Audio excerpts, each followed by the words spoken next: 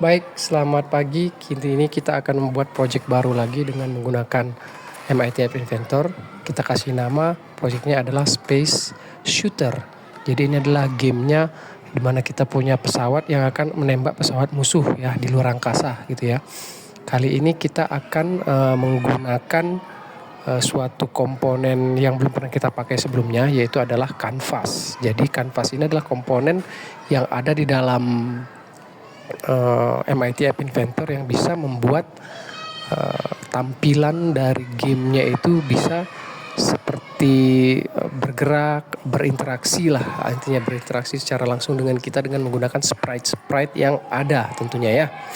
Nah, ini Pak Ferry akan coba langsung konekkan dengan emulatornya supaya langsung terlihat seperti apa bentukannya. Karena dengan kanvas ini bentukan yang ada hasil akhirnya dengan emulator atau dengan device handphonenya kita agak berbeda dengan yang ada di viewer ya. Jadi Pak Ferry ngedesainnya langsung dengan menggunakan si emulatornya ini.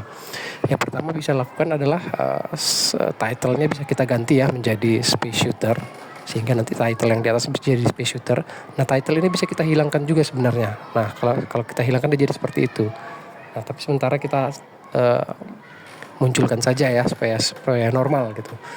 Nah, untuk layoutnya sendiri Pak Ferry menggunakan dua layout horizontal arrangement. Yang pertama adalah bagian atas di mana height-nya dikasih 75% dan width-nya di seisi parent-nya. Yang kedua akan kita fill parent sesuai dengan sisanya artinya ya. Nah, di bagian bawah ini Pak Ferry pakai 3 button. Nah, button yang pertama adalah untuk button fire atau kita nembak shoot gitu atau fire gitu kan ya. Button yang kedua nanti dia untuk bergerak ke arah kiri. Jadi si pesawatnya bisa bergerak ke arah kiri. Yang button yang ketiga untuk bergerak ke arah kanan gitu kan ya. Jadi dia kasih nama left atau right, fire left or right gitu ya. Tulisannya juga bisa digedein, dikecilin, ditebalin dengan menggunakan font boldnya gitu ya. Nah, terus ukurannya juga bisa digedein sesuaikan dengan yang muncul di emulatornya atau di device masing-masing ya. Kalau langsung connect-nya dengan AI Companion ya, boleh diatur sesuai dengan keinginan masing-masing seperti apa bentuknya. Tapi yang dilihat adalah acuannya yang di emulator atau di device-nya. Nah, ini fire-nya sendiri Pak Ferry mau membuat menjadi bulat dengan mengganti shape-nya menjadi oval dan juga ukurannya jadi sama. Tapi lihat nih, tulisan fire-nya di emulatornya berbeda dengan tulisan yang di viewer-nya, sehingga yang Pak Ferry acuan adalah yang di emulatornya ya. Oke. Jadi dia urutnya fire kayak gitu. Kemudian Pak Ferry dikasih label di tengah-tengahnya, tapi Pak Ferry kasih kosong. Dan juga lebarnya dikasih sekian berapa ya, 20% lah, sehingga ada jarak antara tombol fire dan juga tombol left dan right-nya gitu ya. Nah, gitu.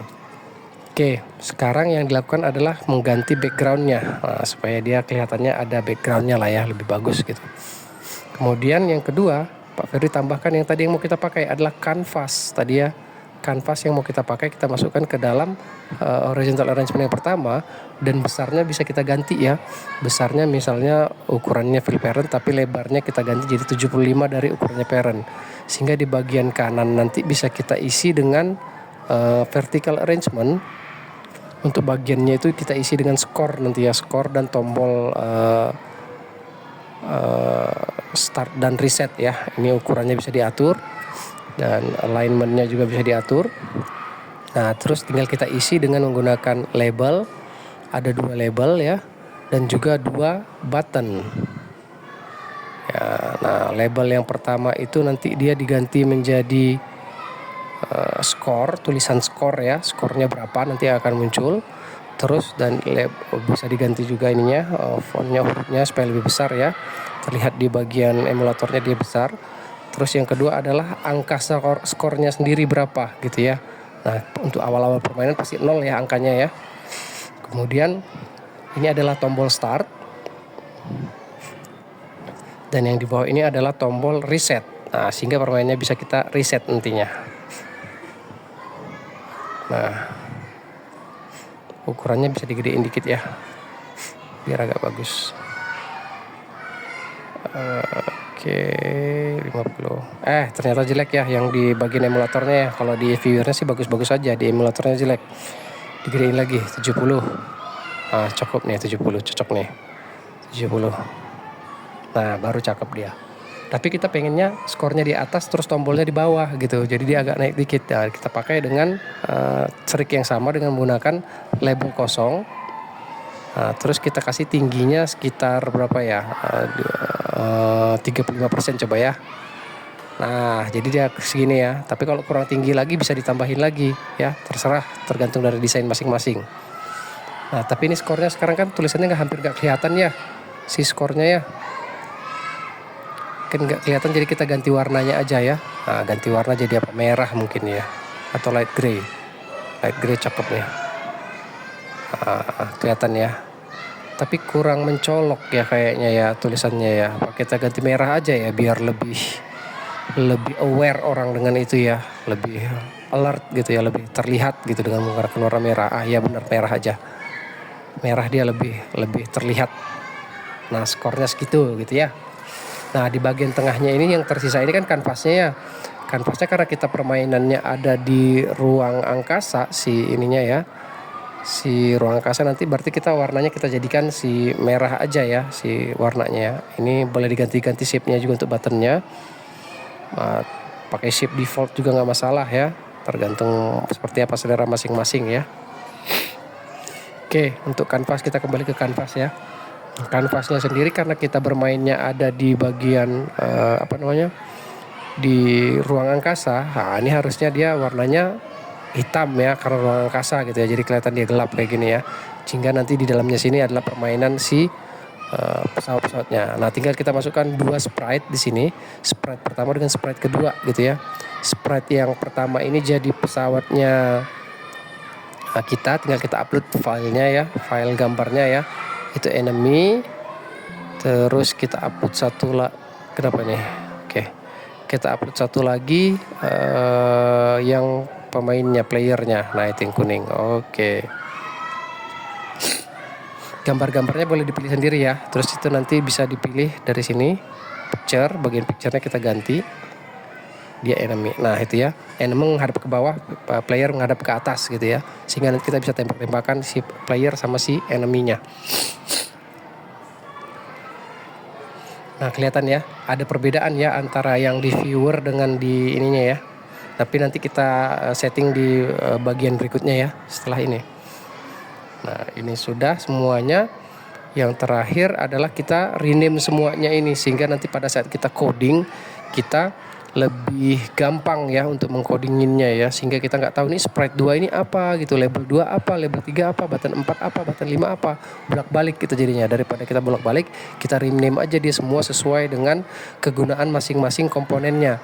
Kalau dia labelnya adalah score, kita tulis dia adalah label score. Kalau dia adalah label dari nilai dari score ya, kita tulis dari label nilai score atau label value score gitu ya.